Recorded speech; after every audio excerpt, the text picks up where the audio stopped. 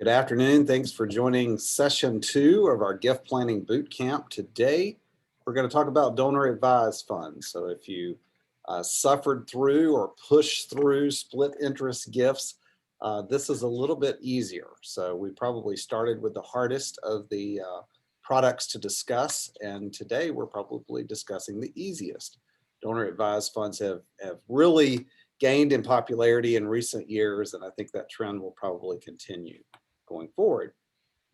So with that, we're going to really talk about what is a donor advised fund. And I have an illustration on the screen here in front of you to walk through that. And when I say you in the presentation today, I really do mean you. But if you want to think of it another way, think of it as a donor or whoever is the giver of or creator of a donor advised fund. But it really can be you. Donor advised funds can be opened by anybody at any level of wealth. You do not have to be super wealthy or super blessed to do a donor advised fund. It really anybody could do that. So you make an irrevocable gift. So what does that mean? It means you can't take it back. You've given it away. You've given it to a sponsoring charity with a donor advised fund, and that gift cannot come back to you. Because of that, you get a current year income tax deduction. If you're eligible for a charitable income tax deduction, you take that in the year of your gift. And of course, if it's a large gift, you can't fully use it in 1 year. You get 5 additional years to try to use that deduction. And it is extremely rare to meet a donor that can't fully use the charitable deduction. So the gift goes to the sponsoring charity, in our case, Moravian Ministries Foundation. And what you get also in return for your gift is the privilege to make grant recommendations over time. And I say it that way because you've given the gift away, you've taken the tax deduction. So in the view of the regulatory authorities, the IRS, you've completed your gift, you've gotten your reward. But the way donor advised fund works, you can make grant recommendations to that sponsoring charity. And in most cases, the sponsoring charity is going to honor that request and fulfill that grant recommendation for you. And of course, you make those grant recommendations based on the ministries and agencies and churches that are important to you. It could be for any number of causes. You see some pictures there: healthcare, music, education, honoring some group. You can do it for any number of charitable causes. So the dollars stay in a donor advised fund. So you get a standalone account as the donor with your name or the name of your choosing. And those funds are invested. You also get to choose how they're invested, and hopefully you get some investment growth with that. So in addition to your donation, you have capital gains that gets granted out to these charities as well. And again, you make the grant recommendations on a schedule that works for you. You may not make any grant recommendations for 2 or 3 years, or you may fund the donor advised fund and find that you give all the money away the next year. That's okay. Of course, you'd have to add to it to continue to make grants, but that's how this is designed to work, to be extremely flexible. This is a flexible giving vehicle. This is also called the donor's checkbook many times because it is so easy to do and work with. Consider a donor advised fund under the following circumstances. These are some examples of when a donor advised fund should be considered. If you expect a substantial increase in your income in this tax year, you need a charitable income tax deduction to help offset some of that income. Certainly that would be an example of a year you'd look at creating a donor advised fund. You want to reduce the value of your estate. It's rare that this is a reason anymore because the estate tax deduction is so high, but for the ultra wealthy, sometimes that may be a way to reduce estate tax or tax burdens of other kinds. Maybe you want to coach your family in the art of biblical stewardship.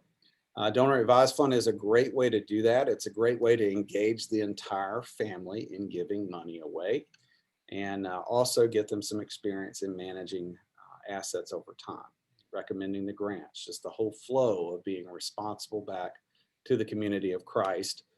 Donor advised fund is a great way to do that. Maybe you hold some highly appreciated assets and you want to take a tax deduction and avoid paying capital gains taxes on those assets. Maybe you've had some stock that's run up in value. Maybe you have a piece of land that's appreciated greatly, or some other asset that's grown. You can donate those assets to a donor advised fund. Charities actually would sell those assets, so the capital gain goes to the charity. Charities don't pay tax. So the beauty of that is nobody really has to pay the capital gains tax, and you get a deduction for donating that asset, usually at the current market value. Maybe you desire to have your charitable dollars professionally managed. The beauty here is a lot of people get solicited to make donations to charity all throughout the year. You get things in the mail, you get phone calls. What if you could say, well, I do my donations through my donor advised fund. Maybe you should contact them. That's the beauty of a professional arrangement, because then the kind of responsibility is off you. You can shift it to the plan sponsor and have them field the questions or evaluate potential grants for you. Maybe you want to monitor the effectiveness of an agency or charity or specific donee over a period of time. Maybe you're planning to give them a more substantial gift, but you want to see how they do with a smaller gift. Again, as a sponsoring charity, we do have responsibilities to validate the effectiveness of the grant and validate the grantee. You need a tax deduction now, but you don't know who you want to give the money to. Donor advised fund can be a great tool for that, because it gets you that tax deduction in the year of the donation. But you can make grant recommendations, again, as I've said already, on your time frame. Maybe you want to make donations and keep those anonymous. A donor advised fund is a great tool for that. Now, if you're planning to do a lot of that, you need to be really creative in how you name your fund, and don't use your name in that. But there's ways at an individual grant level to make that donation totally anonymous. And it's easy for the plan sponsor to do that. Maybe you wish to simplify record keeping and receipts for tax purposes. This is a great way to do that. It's one donation.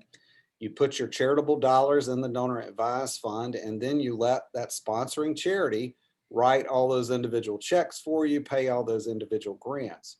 From your standpoint, you've made one donation. That's one receipt for your taxes. Where if you wrote individual checks, $100 to the Red Cross, $100 to Central Moravian Church, $100 to Home Church, then you're going to get receipts from all those agencies and organizations that you have to keep up with for your taxes. If you put all of your charitable dollars in a donor advised fund, it's much easier from a tax standpoint. And maybe you want to make some money through the investments of the vehicle, accumulate funds over time. Maybe you're planning to add additional charitable dollars to a fund to make a more significant gift in the future. Maybe you're planning for that when your church has a project, maybe a building program of some kind or some other significant mission project, and you want to make a substantial gift to that. This is a way to park funds, invest those funds professionally, and have that available in the future.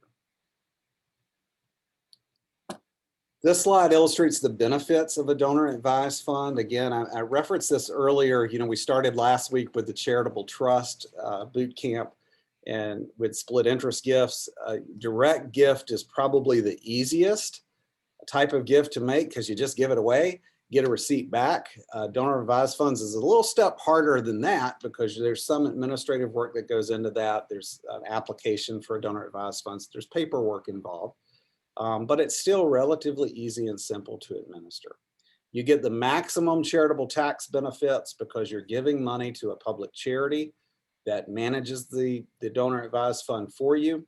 And so your tax deductions based on gifts to a public charity. It's really simple to establish one of these. There is an application where you fill in the date, the name of your fund, and sign it. It's as simple as that. You can have the fund established. You do get to select investment options. In our case, you would select one of the pools of the Moravian Common Fund to invest your account in, and you would have 6 options there. Again, you recommend the grants on your timing, and the grants are typically processed within 30 days. You have less administrative responsibility and certainly lower cost versus a private foundation. Private foundations have tax reporting requirements annually. Usually you have to have a board established. There's a lot more administrative work in foundation setting. It also allows you to name successor grant advisors when you enter the Lord's more immediate presence, or you just decide you don't want to recommend grants anymore. You want somebody else in your family or network of friends to do that for you. You get the choice in being able to do that. This slide illustrates the growth of donor advised funds. This is broader than certainly than the Moravian network. This is kind of the whole United States in a picture. And the next two slides are from a study done by National Philanthropic Trust in 2020, so done just last year.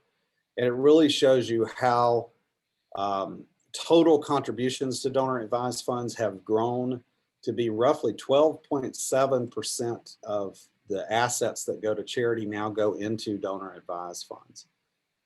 The largest charity in America is essentially a donor advised fund, which is Fidelity's charitable fund. It passed United Way a couple of years ago for being the largest charity. And you see on this slide that grants from donor advised funds in 2020, so it's really 2019 data that this is based on, was $27.37 billion.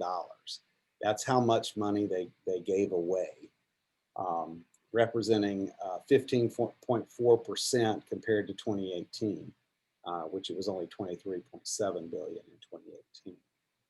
Contributions to donor advised funds increased by 7.5% to 38.8 billion in 2019. You see that on the bottom section of this chart as well. And then charitable assets in donor advised funds grew from 122 billion to just over 141, almost 142 billion, which was a 16.2% increase. So that's based on contributions and some investment growth with that. Data as far as what happened during COVID, what happened during the actual year 2020, expect these numbers to be significantly more even than the data you're seeing on these charts in front of you. Schwab Charitable reported last year that 36% of their contributions were in cash, 64% were non-cash. One of the telltale signs is people had appreciated assets. They wanted to give those away. So they put that in their donor advised funds last year. All right.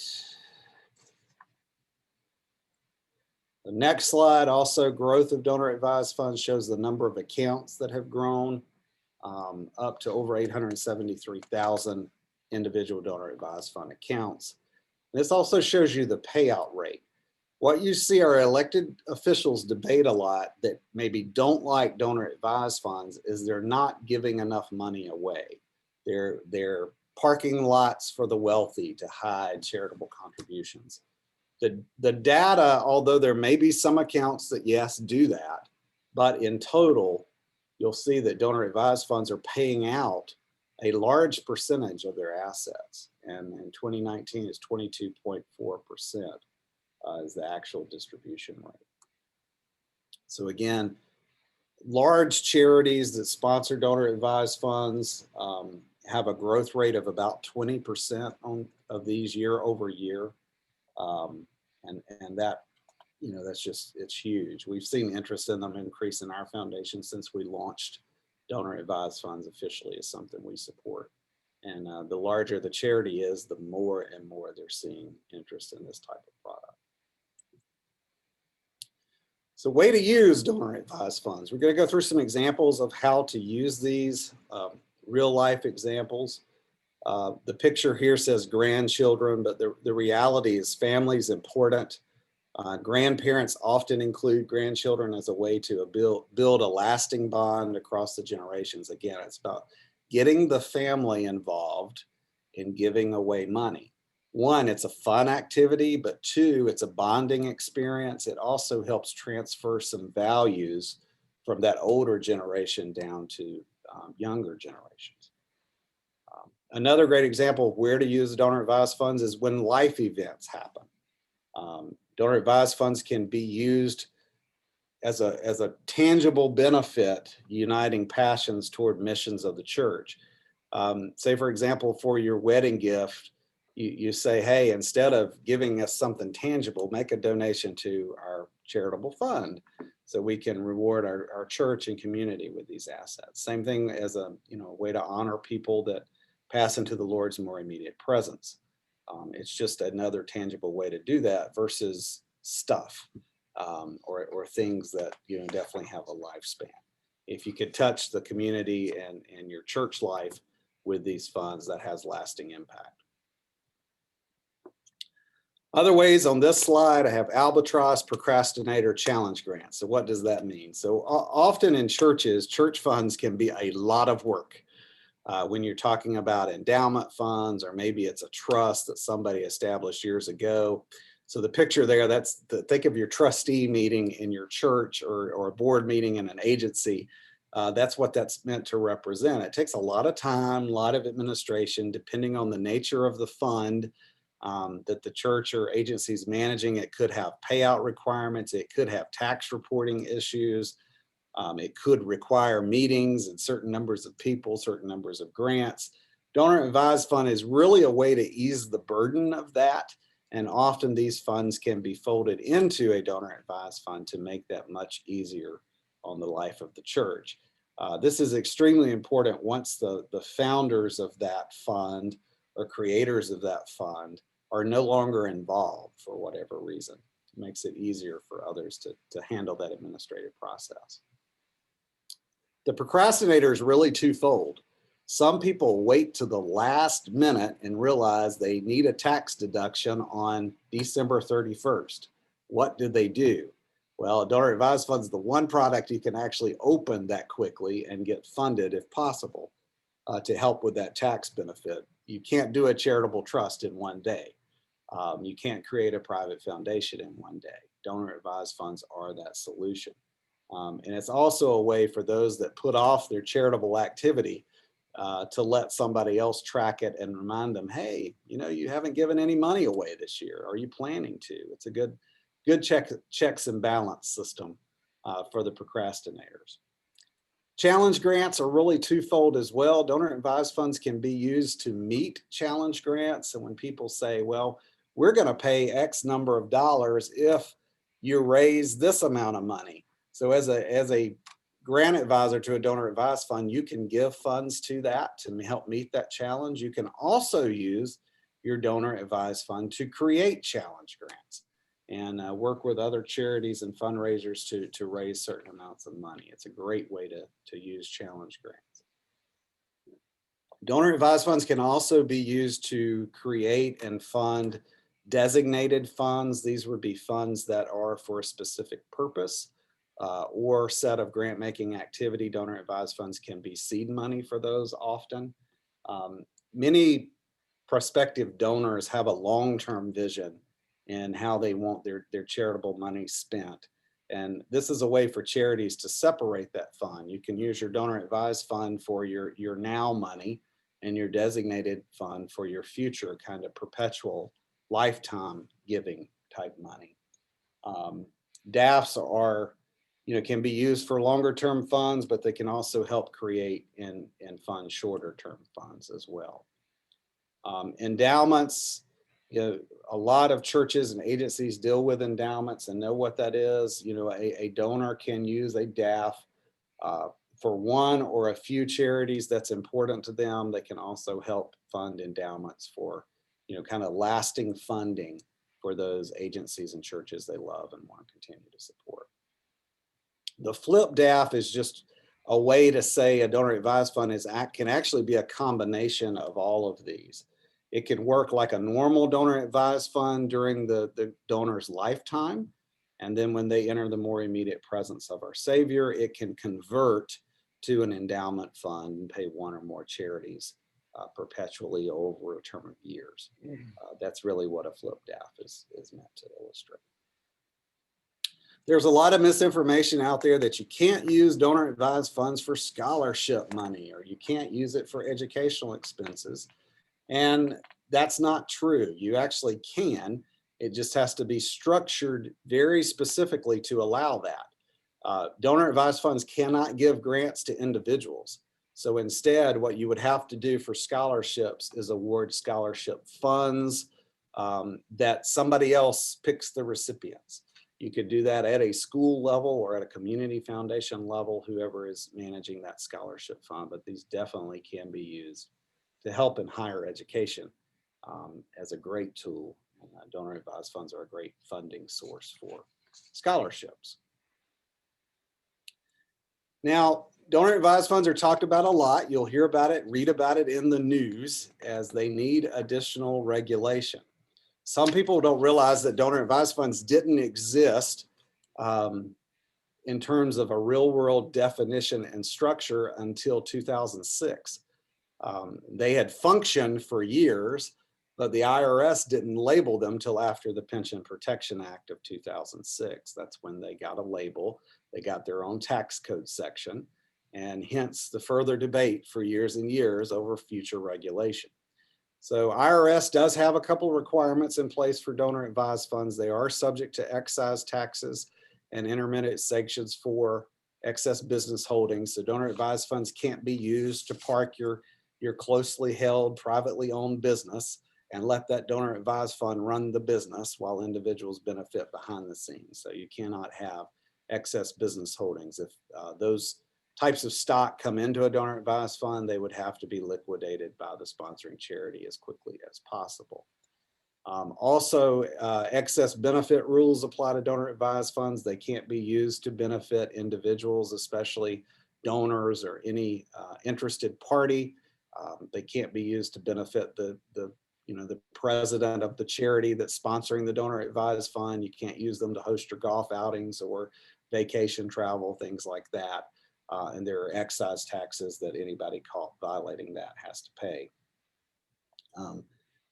Interim guidance around these rules was issued in 2006, and then there was also a notice by the IRS issued in just 2017 requesting comments on proposed rules for donor advised funds. There are no final rules for donor advised funds as of last check, and I think a lot of people have pushed back on all fronts with some of what the IRS has proposed for them. Will there be future congressional action around donor advised funds? Certainly could be in the future. Relatively recently, the ACE Act was introduced in the Senate by Angus King, who's a independent from Maine, I think, and Chuck Grassley, who most people know, Charles Grassley, Republican from, I think, Iowa. These guys introduced this legislation, and the professionals out there says it has less than 1% chance of passing.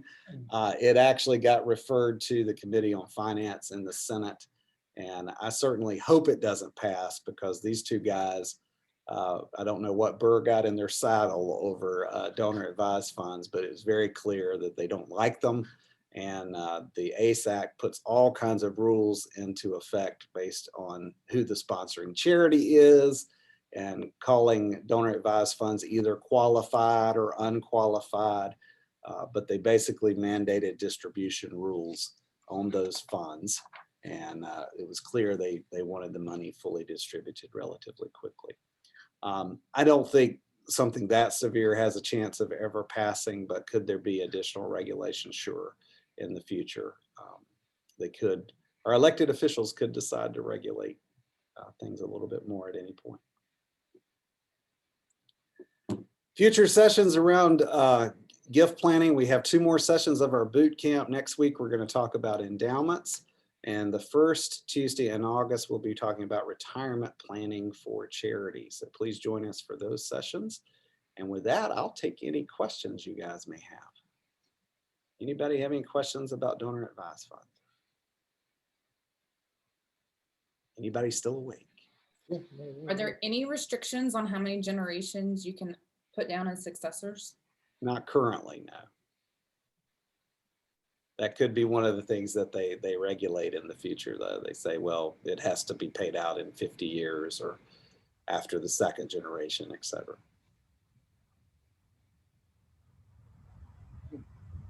Good question, Kara. Not currently. But. look for that. Again, there seems to be a lot of debate over donor advised funds just don't spend their money. And the reality of the math and numbers is most of them do, and most of them at a higher rate than the government mandates private foundations spend their money. So it's kind of a hard argument. Any other questions? Libby, I know you missed the tax forms, but. Oh, this was interesting. Thank you. It's still about taxes. Yeah, there's still a lot in there about that. It all comes down to that. Donor passion and taxes. That's the motivation at the end of the day, right? Mm-hmm. All right. Thank you guys for joining. Appreciate you tuning in today, and join us next week as we talk about endowments. Thanks.